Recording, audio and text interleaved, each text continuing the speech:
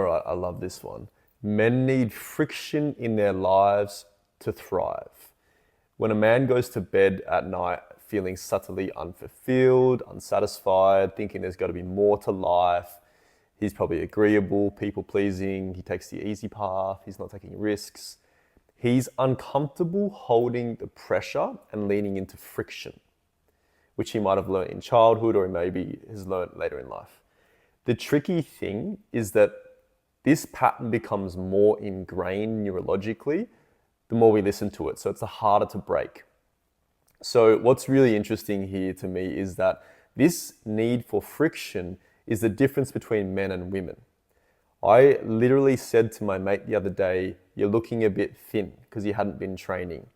The next week he comes back to me and says, "I've been training so hard, smashing it. I feel amazing and I appreciate you for giving me that truth."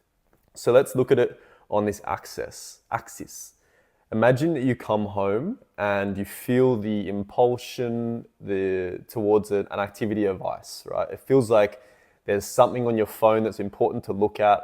So you just want to lay down on the couch, kick your feet up, maybe puff on your vape, right? There's low friction there, but instead you separate from that voice in your mind, you pull away and you move yourself in a direction that's more aligned with your higher vision. Okay, so you either go for a run, you play with the kids, or you meditate on a work problem. In doing this, you've created tension within you.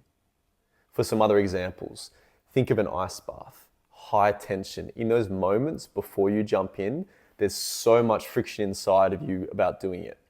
You jump in, studies show a 250% increase in natural dopamine. Think about turning off the TV for dinner and instead having a thoughtful conversation with your family. There's a medium tension there. It's a bit hard to do, high return. Or on the other side of things, going out and having 10 beers with your friends on the weekend.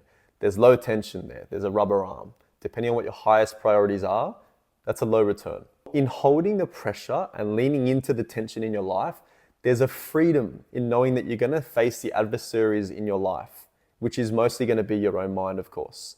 So when you feel this friction inside of you and you want to do something new, you want to lean into a new training program, experience, have the challenging conversation that you know is going to create more trust and connection, then remember that friction is there for a reason, and it's the gateway to growth.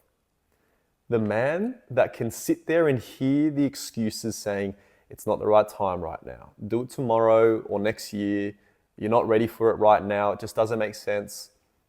The man that can overcome those is the man who's going to thrive the most.